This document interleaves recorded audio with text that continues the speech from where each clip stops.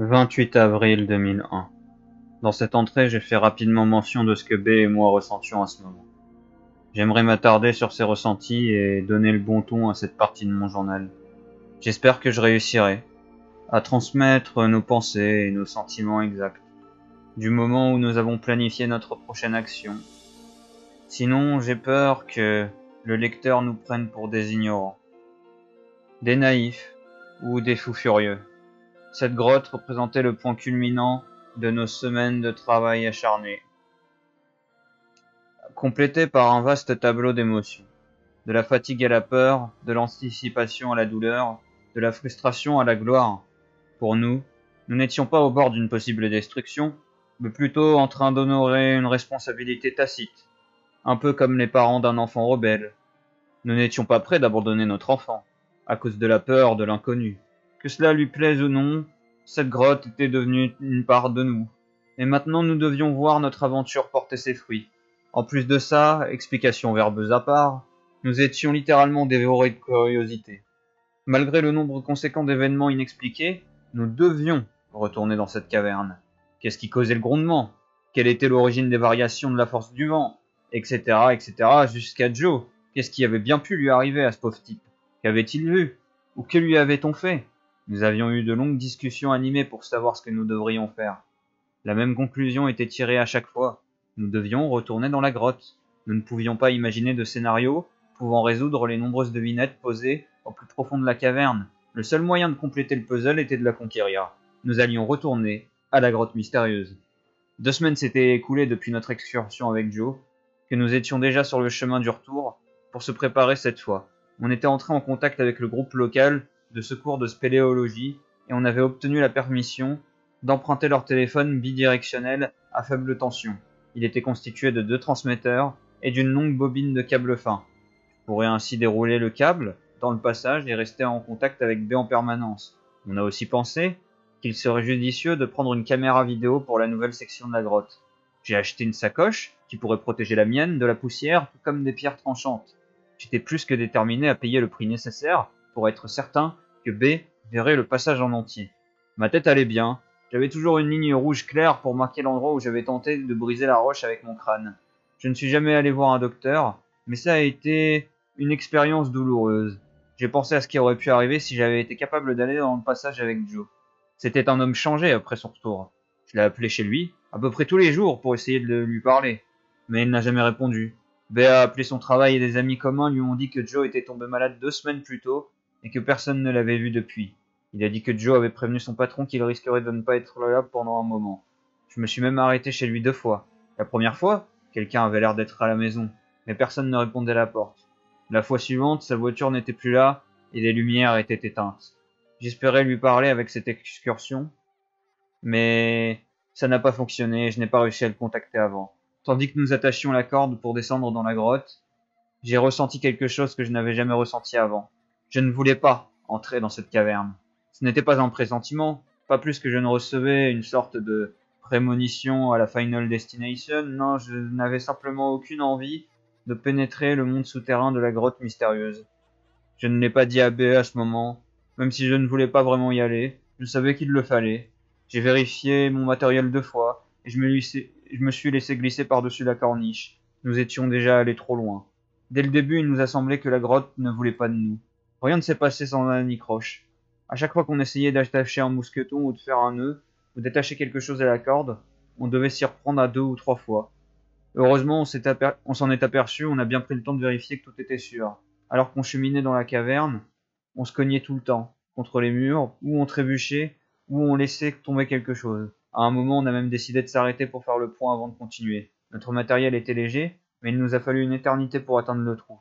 On a finalement réussi. Un peu plus tard, on a vérifié la caméra et le téléphone pour être certain qu'ils avaient survécu au voyage. Tout a été testé et j'ai rassemblé le matériel que je voulais emporter. Ensuite, il a été temps. On s'est regardé, mais on ne s'est rien dit. Je me suis alors tourné vers les toitures. Pendant que je tordais mon corps pour pénétrer dans la tombe, j'espérais désespérément que c'était la dernière fois que j'avais à le faire pour entrer dans le cauchemar des claustrophobes. La traversée de la tombe de Floyd s'est déroulée finement, si l'on peut dire. Après avoir atteint l'autre côté, on a pris quelques minutes pour tout me faire parvenir. Je me suis équipé et j'ai de nouveau tout testé. Le téléphone marchait à merveille. J'ai filmé les toitures et la première section du nouveau passage. Comme il m'était impossible de filmer en rampant, je prévoyais de traverser la section suivante et ensuite de m'arrêter pour continuer d'enregistrer. Je pouvais filmer ce que j'avais traversé et ce qui m'attendait ensuite. Comme ça, je pouvais avoir les sections depuis les deux bouts. Je commençais à avoir un bon sentiment sur cette excursion. Je ressentais même une sorte de satisfaction personnelle pour pouvoir montrer à B le fruit de tous ses efforts. C'était peu pratique de tenir la caméra et de dérouler le fil pendant que je rampais, mais je savais que ça allait valoir le coup. Les petites formations rocheuses n'étaient pas assez grandes pour apparaître sur la vidéo. Avec une lumière normale provenant de l'extérieur, ça n'aurait pas été un problème, mais celle venant de mon casque rendait la tentative inutile. Les formations de cristal étaient devenues jolies, elles étaient devenues suffisamment grandes pour un bon enregistrement. J'ai profité du film pour vérifier le téléphone. C'était réconfortant d'entendre la voix de B, de quelqu'un d'autre malgré la profondeur du passage. On a discuté vite fait et j'ai ensuite débranché le téléphone pour me préparer à continuer. Le téléphone ressemblait à un téléphone normal en beaucoup plus gros, un peu comme ceux qu'on peut voir dans les films. Quand je voulais parler à B, je devais juste le brancher, avec une prise spéciale sur la bobine de fil. La source d'énergie était du côté de B, donc il était toujours allumé. La réception était aussi claire que sur les téléphones normaux. J'ai continué mon avancée. Même si ma progression était lente, elle était continue. Tout avait l'air de bien se passer jusqu'à ce que j'éteigne la pierre ronde. Une fois encore, j'ai ressenti quelque chose d'étrange, exactement comme à mon dernier passage. J'ai regardé autour de moi avec attention, mais je n'ai rien vu qui aurait pu m'alarmer. Je me suis appliqué à filmer la salle en entière.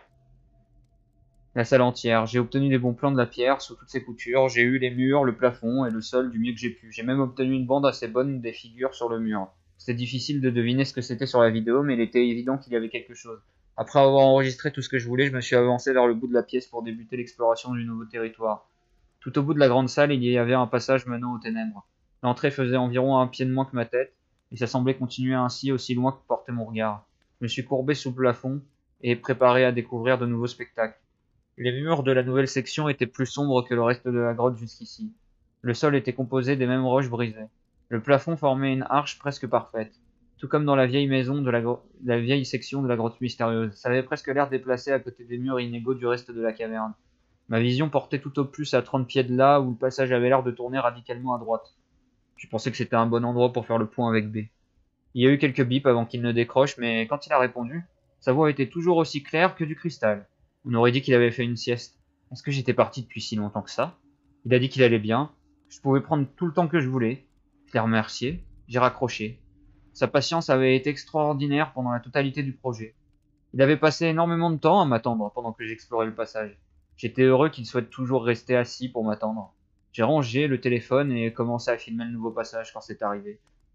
Dans mon dos, j'ai entendu le bruit du grattement. Il était fort, il était tout proche, il venait de la grande pièce que je venais de quitter. Je me suis retourné pour faire face à cause de ce bruit. Lorsque je l'ai fait, j'ai perdu ma présence d'esprit et me suis relevé au même moment. Crac! Mon casque avait percuté le plafond du passage. Ma lampe s'était cassée et j'étais plongé dans de profondes ténèbres. La douleur s'est déclarée dans ma nuque et est descendue jusque dans mon dos. Le casque avait protégé ma tête, mais mon cou était presque engourdi à cause de l'impact. La peur s'est répandue en moi et mes genoux ont commencé à faiblir. Involontairement, je suis lentement descendu dessus. J'ai doucement désactivé la caméra et ai commencé à avoir des étoiles à cause de la douleur de mon dos. Le bruit de grattement avait duré une seule seconde et à présent le seul bruit que je pouvais entendre était mon souffle paniqué. Non seulement je pouvais sentir la peur, m'écraser la poitrine, mais en plus les ténèbres semblaient m'empêcher de bouger. Je me sentais vulnérable de toutes les directions. Je voulais me retourner et regarder derrière moi, et à côté de moi, et devant moi. Partout où j'ai regardé, c'était noir. Finalement, j'ai échappé suffisamment à la stupeur de la terreur pour atteindre une source de lumière de secours. La lampe Minimag sur mon casque. J'ai appuyé sur le bouton de marche et, lorsqu'elle s'est allumée, j'ai presque pleuré. J'avais oublié de mettre des piles neuves, et maintenant je pouvais à peine voir plus loin qu'à quelques pieds de distance. Enfin, c'était toujours mieux que rien. J'ai immédiatement commencé par diriger le faisceau de lumière vers la grande salle. Je m'efforçais de distinguer un mouvement à l'intérieur. Rien du tout.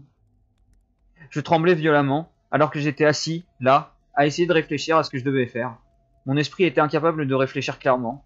Je pensais honnêtement que j'allais mourir à cet endroit, dans la caverne, à la manière de Floyd Collins. Pendant un instant fugitif, je me suis demandé comment B pourrait savoir ce qui m'était arrivé. Puis ça m'a frappé comme un rocher. Le téléphone! Mon esprit s'est réveillé à ce moment-là, car j'ai aussi pensé à mes bâtons de lumière. Sans quitter la salle des yeux, j'ai fouillé dans mon sac pour les trouver. Comme je portais le téléphone et la caméra, j'avais déchargé mon sac autant que possible, Et une des choses que j'avais laissées avec B était ma lampe frontale de secours. C'est pour cela qu'il ne me restait que les bâtons de lumière. J'en ai trouvé un, et il est sorti de son emballage. Je pouvais dire que quelque chose n'allait pas à cause du bruit qu'il avait fait. Il avait déjà été craqué par inadvertance, et était à présent inutile. Je l'ai jeté sur le sol, et en ai cherché un autre dans mon sac.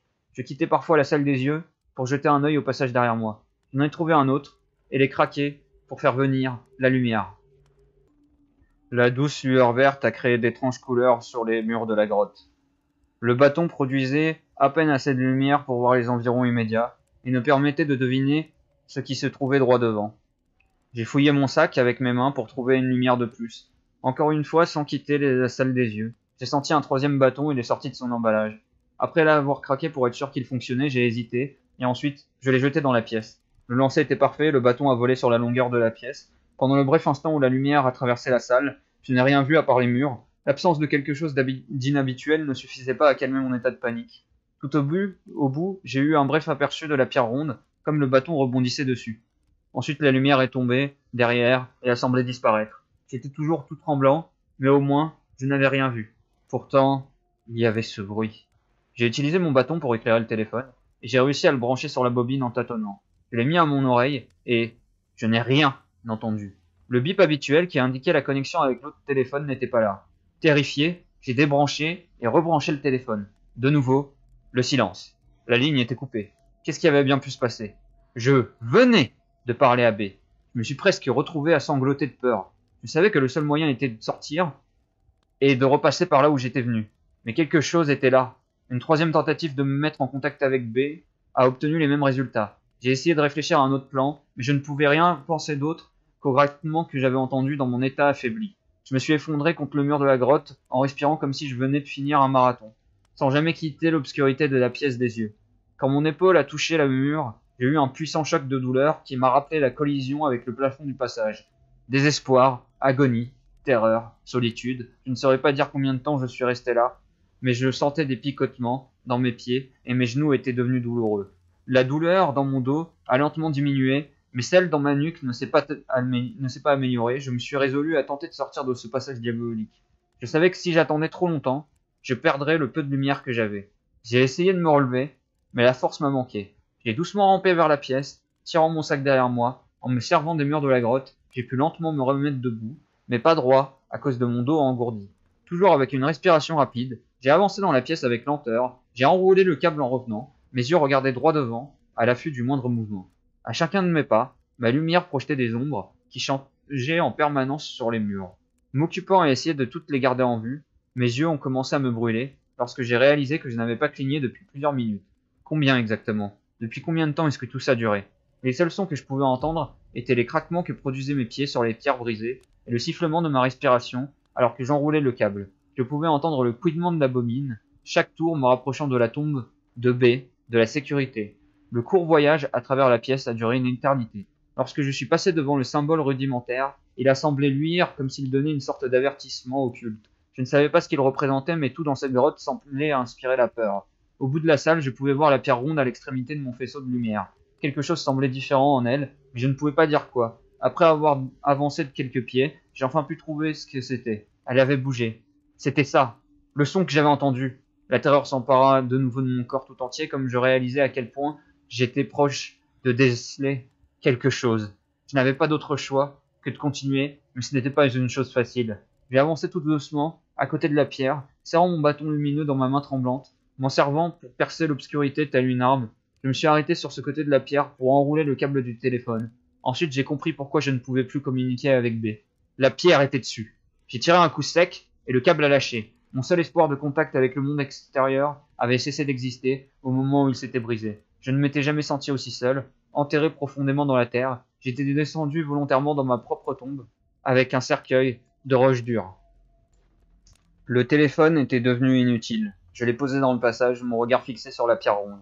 J'ai continué mon avancée. Ma respiration était rapide, ma gorge sèche et endolorie, et ma bouche poussiéreuse. À chaque craquement de pierre sous mes pieds, mon cœur s'arrêtait. La lueur verte de mon bâton ne trahissait aucun mouvement. J'ai dépassé la pierre et regardé attentivement son sommet. Ne voyant rien, j'ai marché vers l'autre côté d'un pas rapide. Lorsque je l'ai atteint, j'ai reculé dans l'horreur de ce que je voyais. Dans le côté du passage, près du sol, il y avait un trou, avec un autre passage révélé. Il avait été couvert par la pierre, mais maintenant, il était ouvert. La pierre n'avait pas pu bouger toute seule. J'ai reculé du trou et me suis cogné contre le mur opposé. Je n'avais pas fait attention à la douleur dans mon dos jusqu'ici, mais cette fois elle est revenue dans toute sa fureur. J'ai fixé le passage nouvellement découvert des yeux. Il venait des profondeurs avec un angle de 45 degrés et continuait tout droit aussi loin que je pouvais voir. Plusieurs pieds en dessous, je pouvais voir le bâton de lumière que j'avais jeté. Il illuminait suffisamment le passage pour que je puisse remarquer que les murs étaient lisses, tout comme le sol, contrairement au reste de la grotte. Le passage faisait 3 pieds de diamètre, environ, d'après ce que je voyais. Ça aurait été un passage facile à explorer si j'en avais eu le désir. Mais à cet instant, la seule chose que je voulais était sortir et revoir la lumière du jour. J'ai doucement reculé en direction de B, m'éloignant encore du trou. Je n'ai à aucun moment quitté l'abysse de mes yeux. J'ai presque trébuché sur le câble du téléphone quand je me suis tourné pour quitter cette tanière d'ammoniac. J'ai remarqué que ma mini-mag était presque morte, ce qui me laissait avec mon seul bâton lumineux. Je voulais sprinter jusqu'à la tombe de Floyd. Le seul fait d'entendre un autre être humain pourrait apaiser une partie de la peur dont j'étais la proie. Lorsque je me suis détourné de la pierre et du trou, j'ai senti un sentiment de panique m'envahir. J'avais la sensation qu'une légion de démons allait m'attaquer par derrière. J'avais l'impression que mon salut se trouvait droit devant dans les ténèbres et que Lucifer était juste derrière moi, essayant de m'empêcher de l'atteindre. Je me suis aperçu que je bougeais beaucoup plus vite que ce que j'aurais dû dans une grotte. Ma seule pensée était de sortir le plus vite possible. J'ai passé les formations de cristal, remarquant à peine ces magnifiques créations de la nature dans la lueur verte de mon bâton. À chaque fois que je me baissais pour éviter un rocher, je sentais mon dos protester et me rappeler ma blessure. Lorsque j'ai atteint l'endroit où je devais ramper, je me suis jeté à 4 pattes, ralentissant à peine la cadence. Lorsque mes mains sont entrées en contact avec le sol de la caverne, j'ai senti un choc électrique me parcourir jusqu'en bas du dos, et en même temps dans mes bras. Pour la première fois depuis que le cauchemar avait commencé, j'ai laissé échapper un cri. Je me suis tordu sur le sol de la pierre, atteignant un nouveau niveau de douleur à chaque inspiration. Gémissant de douleur et de peur, j'écoutais si de nouveaux sons arrivaient dans la grotte. Je pouvais sentir le silence écraser ma tête. Je savais de mes précédents voyages que B était toujours trop loin pour m'entendre. Mais j'étais tout proche. Me forçant à avancer, j'ai grimacé comme je poussais mon corps avec mes 4 membres et commençais à progresser. Je tenais toujours dans mon bâton dans ma main, mais j'avais cessé de regarder derrière moi. J'étais focalisé sur ce qu'il y avait devant moi. J'ai atteint le point où je pouvais crier à B. Je n'ai pas fait un bruit. Je ne voulais pas m'arrêter suffisamment longtemps pour parler. Finalement, j'ai atteint la dernière section de la grotte, avant les toitures. Comme j'arrivais vers l'entrée de la tombe, j'ai appelé B. Il m'a répondu. Je lui ai crié de préparer les affaires pour qu'on puisse partir quand je serai sorti. Il m'a demandé si ça allait, comme il ne m'avait plus entendu parler dans le téléphone. Il s'était inquiété. Je lui ai dit que non, et de préparer les affaires. Lorsque j'ai atteint la corde, j'ai retiré mon casque, et je l'ai fourré dans mon sac. Pour la première fois, j'ai réalisé que j'avais oublié ma caméra. Mais c'était futile. Je ne me préoccupais pas plus de ma caméra qu'un passager du Titanic s'était soucié de son manteau ou de son chapeau. J'ai accroché mon sac à la corde, et lui ai dit de tirer. Ensuite, je lui ai dit de commencer à marcher vers la surface dès qu'il l'aurait sorti. Il a demandé pourquoi, et je lui ai crié qu'il y avait quelque chose dans la grotte avec nous. Mon dos me faisait mal à chacun de mes mouvements. Je savais cependant que ça n'avait pas d'importance. J'allais sortir de la tombe aussi vite que possible, peu importe les blessures. Au moment où j'ai commencé à me glisser dans les toitures, j'ai senti le vent dans le passage qui augmentait, et avec lui, la plus terrible puanteur que j'avais jamais sentie de ma vie.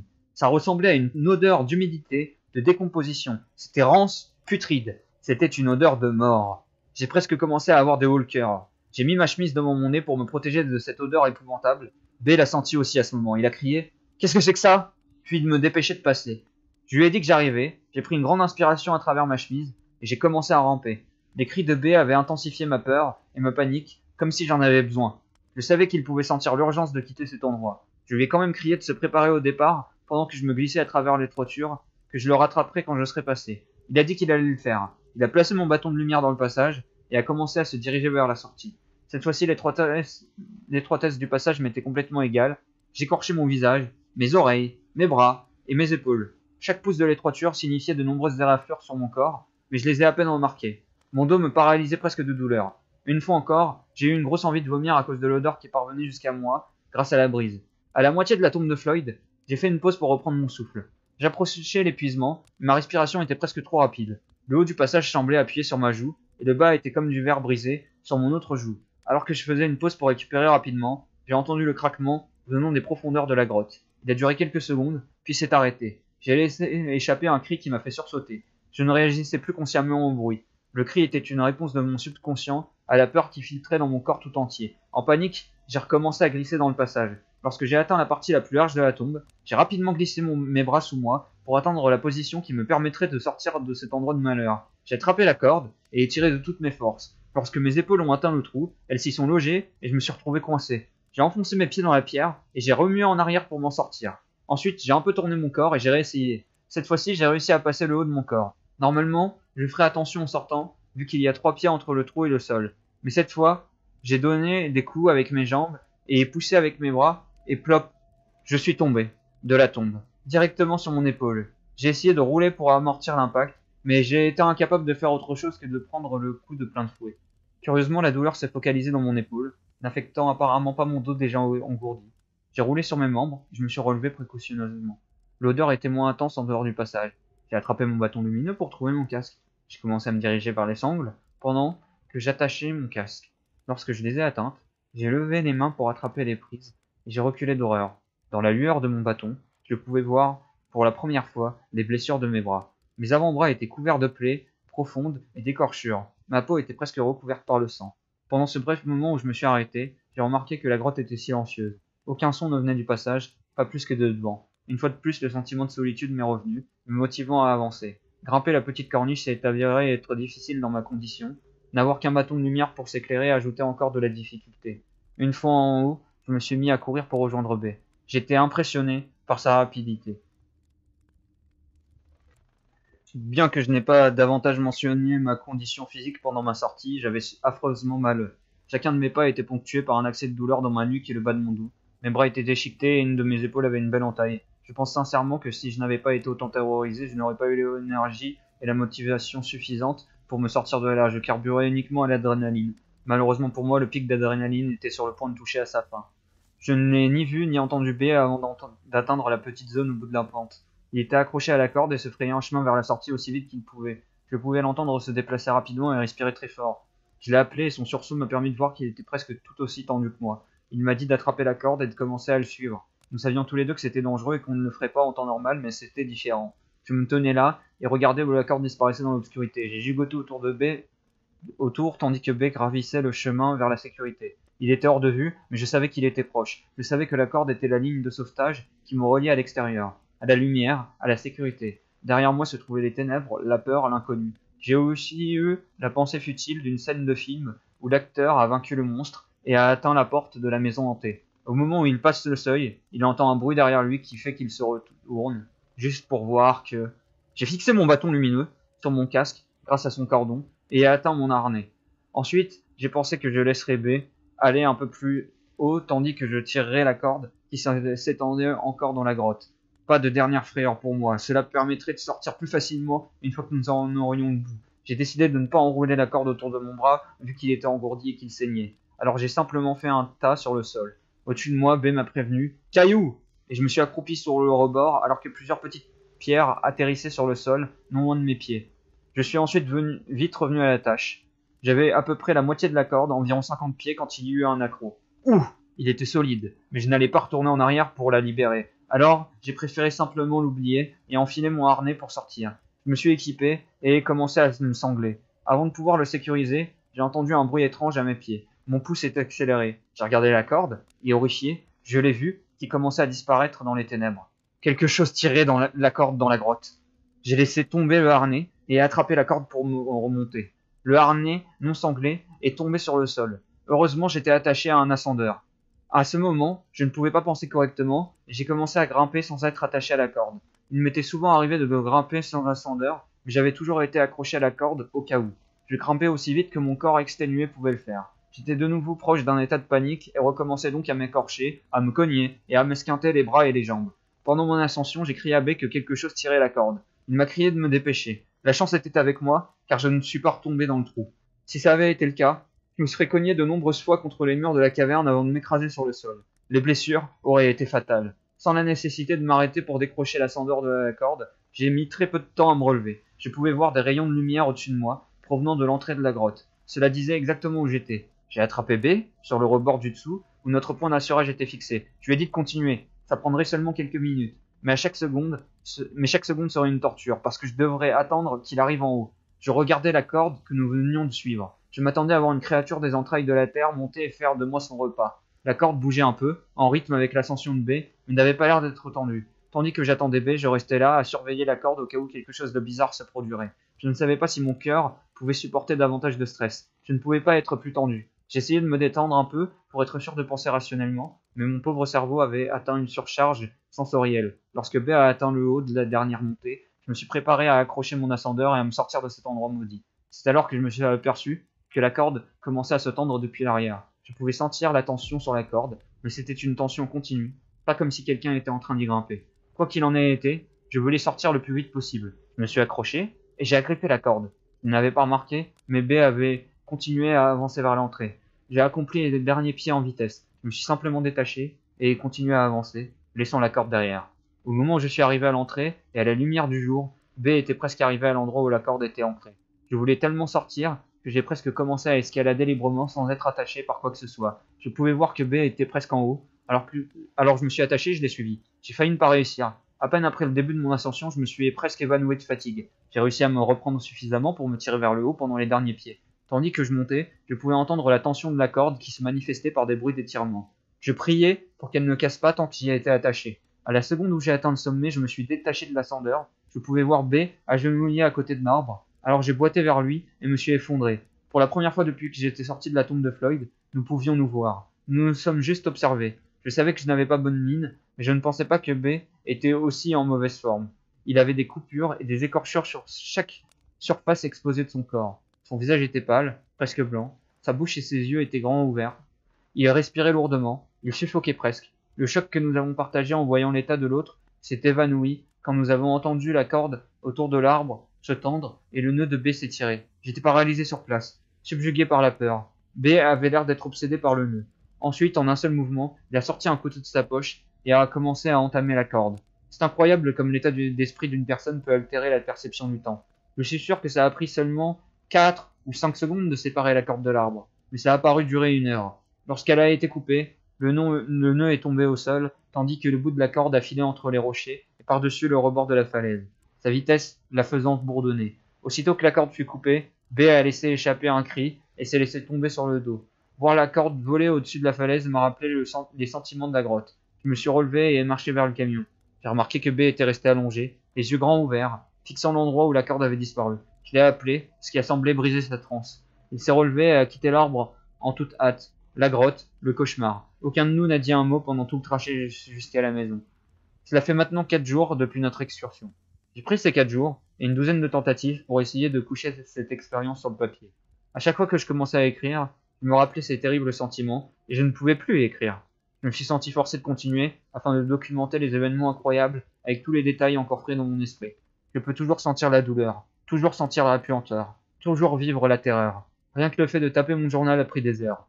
Je voudrais écrire davantage, mais ça devra attendre. Même maintenant, avec plusieurs jours entre moi et ces événements, je ne peux me détendre. Je peux à peine me concentrer.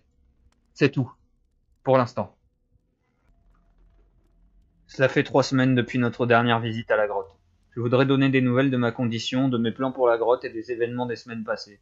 Je m'excuse de ne pas avoir répondu à vos appels téléphoniques. J'ai eu tous vos messages, je ne me suis pas senti de vous répondre. Steve et Mark, merci pour vos mots d'encouragement sur mon répondeur. Je sais que vous êtes très inquiets à propos de moi. Vous êtes des amis incroyables. Mark, je sais que tu t'es arrêté devant chez moi quelques fois, et je suis désolé de n'avoir jamais répondu à la porte. Un peu comme Joe. Mais ça m'a aidé de simplement savoir que tu es passé. Sœurette, je peux entendre l'inquiétude dans ta voix. Je vais bien, ne te fais pas de soucis à propos de moi. Occupe-toi simplement de mes neveux et de mes nièces. Je suppose qu'en mettant à jour ce site, tout le monde pourra savoir comment je vais d'un coup. Beaucoup de choses se sont produites pendant les 3 dernières semaines, donc je vais essayer de faire de mon mieux pour le résumer. Je devrais commencer là où ma dernière entrée s'est arrêtée. Ça a pris plusieurs jours pour l'écrire. J'étais tellement choqué par l'expérience que je ne pouvais pas faire grand chose d'autre que de rester assis et de penser à ce qui s'était passé. Actuellement, je suis en arrêt médical de longue durée. J'ai essayé d'aller travailler plusieurs fois après ces événements, mais mon patron m'a renvoyé à la maison. Je ne pouvais pas me concentrer et j'avais une mine affreuse. J'ai même été voir le docteur, mais je ne pouvais pas lui parler de ces événements, donc je lui ai juste dit que je subissais une forte pression. Il m'a recommandé le repos. Il m'a donné une ordonnance pour m'aider à me détendre. Les bons médicaments. Lorsque nous avons quitté la grotte, j'étais presque en état de choc. Je ne pouvais pas penser clairement. J'avais des difficultés à comprendre ce qui était arrivé. Je n'ai pas mangé beaucoup, pas plus que je n'ai beaucoup dormi. J'étais heureux d'avoir eu la présence d'esprit d'écrire mon expérience alors qu'elle était encore fraîche dans mon esprit. Pendant la relecture, j'ai trouvé que j'avais décrit précisément ce qui s'était produit dans la grotte ce jour-là. Je n'ai pas changé un mot, même si ça a pris 3 jours pour tout écrire. Quand j'en ai eu fini, je me suis senti mieux. Je suppose que c'était comme une sorte de thérapie. Malheureusement, ça n'a pas duré. En fait, les choses ont commencé à aller vraiment mal après. B et moi, nous sommes séparés après l'excursion, et je ne l'ai pas revu avant-hier. Je n'ai pas essayé de le joindre, et il n'a pas essayé d'entendre parler de moi, et ni moi ni lui n'avons essayé de contacter Joe. B m'a juste laissé tomber après le voyage, et j'ai passé les jours suivants cloîtré chez moi. J'ai essayé de manger, mais je n'avais pas d'appétit. Je ne pouvais pas dormir, mais je ne trouverais rien à faire qui puisse me faire penser à autre chose. C'est alors que j'ai déterminé qu'il fallait que j'écrive tout. Comme je l'ai dit, ça m'a aidé à penser un peu plus clairement, et je me suis senti un peu plus calme, mais ça n'a pas duré. Je suis allé au travail le lendemain, mais ai été renvoyé à la maison. Le jour suivant, j'avais un sentiment écrasant d'anxiété au plus profond de mon âme. J'étais déprimé et confus. Je n'avais personne vers qui je voulais me tourner pour me réconforter. J'ai reçu tous les types possibles et imaginables d'appels, mais j'ai laissé le répondeur faire son travail. J'ai même changé le message d'accueil pour faire savoir à tout le monde que j'allais bien. J'ai continué dans cet état misérable, mangeant et dormant quand je pouvais, pendant une semaine entière. Ensuite, les choses ont commencé à devenir bizarres. Pour commencer, j'entendais des sons dans la maison qui n'avaient pas d'explication. Des pas, des bruits, de glissements, des portes qui craquaient. Vous savez, typiquement comme dans les films d'horreur. Mais les sons étaient indistincts. C'était comme si je n'étais pas sûr de les avoir entendus. J'étais en train de manger ou de prendre ma douche, et je m'arrêtais, pensant avoir entendu quelque chose. Mais le son ne se répétait pas. En fait, si ça n'arrivait pas fréquemment, je ne serais pas sûr que c'était des sons. Dans tous les cas, j'avais peur. C'est comme si j'avais été pris dans une toile d'araignée la semaine dernière.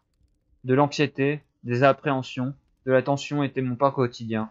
Ensuite, les hallucinations ont commencé. J'ai commencé par voir les choses de la même manière que j'entendais les sons. Juste des ombres dans le coin de mon œil. Quand je me retournais, il n'y avait rien. J'ai dormi avec la lumière allumée au début, mais j'ai fini par ne plus éteindre aucune lampe du coucher du soleil jusqu'à l'aube. Quand j'ai commencé à voir ces choses régulièrement, j'ai acheté un revolver. Je l'ai eu grâce à une publicité dans mon journal, donc je n'ai pas eu besoin d'attendre d'avoir un permis. Je suis allé voir le docteur, mais je n'ai pas mentionné ces détails de ma vie. Je lui ai juste dit que je ne pouvais pas me détendre, et je suis ressorti avec une ordonnance. Heureusement, mes blessures étaient quasiment guéries à ce moment. Mon dos me faisait toujours mal, mais une ordonnance a pris ça en charge aussi.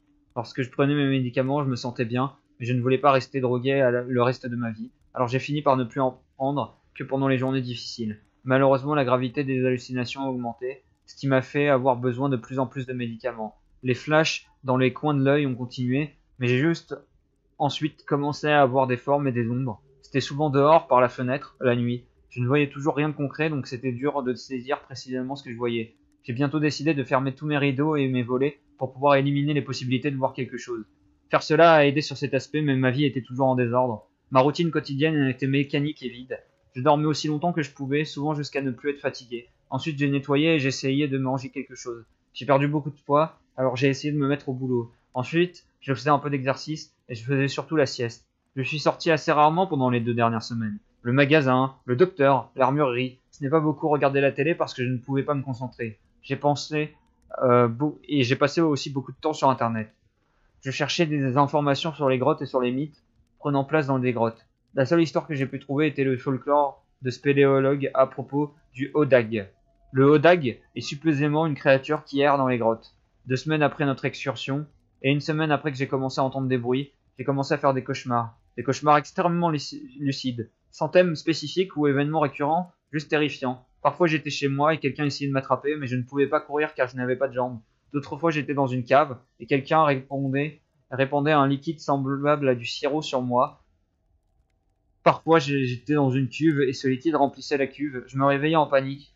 Je restais éveillé jusqu'à ce que la fatigue me force à me retourner au pays des rêves.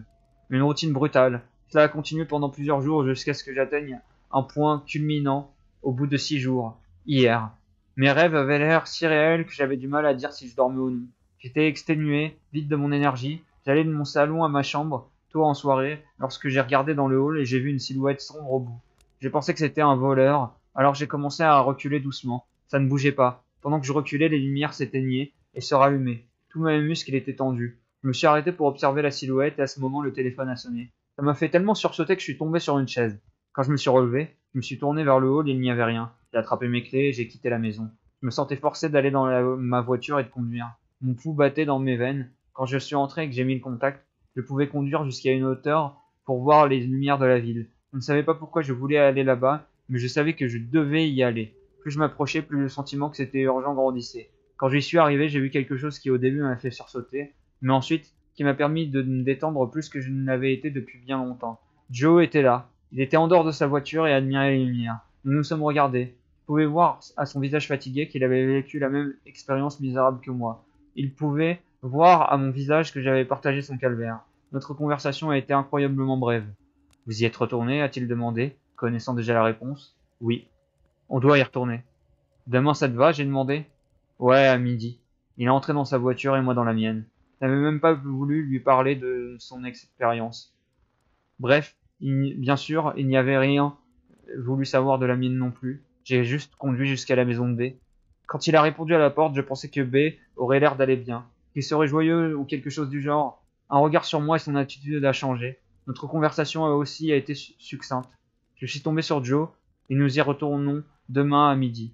B avait l'air terriblement sérieux. Il a juste acquiescé. Je lui ai demandé si je pouvais passer la nuit chez lui. Il m'a fait entrer chez lui d'un air enthousiaste. Je ne l'ai remarqué que plus tard, mais toutes les lumières étaient allumées chez lui. Il m'a mené à sa chambre d'amis. Fais comme chez toi. Merci. Je me suis lavé dans sa salle de bain. J'ai pris quelques médicaments et eu la première vraie nuit de sommeil depuis si longtemps. Je me suis réveillé tôt le matin et suis rentré chez moi pour me préparer au voyage. J'ai pensé faire cette mise à jour afin que personne ne se demande ce qui m'arrive. Je pense que quand la plupart d'entre vous liront ceci, je serai à la maison et aurai une histoire géniale à raconter.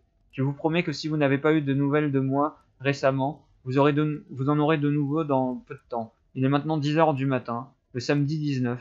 Nous allons partir pour la grotte dans à peu près 2 heures. Se préparer pour ce voyage va être comme cela n'a jamais été pour les autres excursions que j'ai fait. Pour la première fois dans ma vie, je vais avoir un revolver dans une grotte. Je vais aussi avoir un couteau, un kit de premier secours, beaucoup de nourriture et d'eau, et une caméra. Je vais prendre beaucoup de sources de lumière et un bloc de papier avec un stylo. Je vais devoir prendre toutes mes cordes d'escalade vu que B a perdu la sienne dans la grotte. Je vais porter une bonne longueur de corde avec moi de l'autre côté de la tombe de Floyd. C'est la première fois que j'entends parler de la tombe de Floyd depuis 3 semaines. Rien que de l'écrire, des frissons parcourent mon échine. Il y a tellement de choses que je veux accomplir aujourd'hui. Tellement de réponses que j'espère trouver dans un petit passage dissimulé à la vue de tous. En repensant aux événements qui ont mené à aujourd'hui, je me sens un peu étourdi. Est-ce que tout cela n'était qu'un mauvais rêve? Malheureusement, je suis bien réveillé. Et en tout cas, dans quelques heures, je vais faire face à mon cauchemar. La pensée d'avoir quelqu'un avec moi dans le passage ne soulage absolument pas la peur que je ressens. Je glousse presque en réfléchissant à une notion enfantine que nous allons devoir considérer. Qui va décider à quel moment il faudra partir? La principale des questions qui reste dans mon esprit est: qu'en est-il de la caméra que j'ai laissée derrière moi? Est-elle supposée pouvoir filmer dans l'obscurité la plus totale? Je l'ai laissée tourner, donc qu'est-ce qu'on va bien pouvoir trouver sur la bande? Des questions plus sombres la suivent. Et si la caméra avait disparu? Si elle était détruite? Ah, ça serait dommage. Normalement, je pense bien qu'elle peut filmer dans le noir. Même s'il est difficile de mettre un nom sur ma motivation, je pense que conclusion correspond plutôt bien. J'ai besoin de découvrir certaines choses à propos de cette caverne. La principale, croyez-le ou non, c'est de trouver sa fin. Avec toutes les choses étranges que j'ai observées pendant les semaines passées, ce genre de but premier peut sembler banal, mais c'est vraiment ce que je veux. Pour être sûr, je vais chercher d'autres bribes de connaissances sur le chemin. Si je trouve une fin au passage principal et au passage caché par la pierre, je me contenterai de ne jamais retourner dans cette grotte. Jamais. Ramper dans un passage menant droit dans les ténèbres me paraît être quelque chose de peu naturel pour un être humain, tout comme ramper sur le bord d'une falaise pour s'amuser, ou sauter d'un avion en bon état et atterrir sur le sol. Nous faisons ces choses pour satisfaire notre soif d'aventure, ce désir subconscient de conquérir notre petit mont Everest. Comme B a l'habitude de le dire, la spéléologie est la dernière opportunité d'exploration pour les personnes avec des moyens modestes. C'est vrai. Il a raison, il suffit de conduire pendant quelques minutes n'importe où dans le pays pour trouver une grotte qui n'attend que d'être explorée. Même une très connue du public peut être approchée par quelqu'un pour la première fois comme une aventure. Quelque chose de nouveau, quelque chose à surmonter. Parce que c'est là. Beaucoup d'entre vous ne sont pas d'accord avec ma décision de continuer l'exploration de cette grotte. Je le sais, des messages que j'ai reçus. J'ai peur de ne pas avoir le choix. Si je veux retrouver un sommeil réparateur, je dois y retourner. Si je veux pouvoir de nouveau me balader dans ma propre maison en paix, je dois y retourner. Si je veux de nouveau quitter le monde du dessous pour entrer dans le monde souterrain d'une grotte, je dois y retourner maintenant. Je n'ai plus l'impression d'avoir le choix. Je dois y retourner. Pour ma famille et mes amis qui lisent ceci, et qui lisent ce que je dis, soyez en paix. Je vais conquérir cette grotte.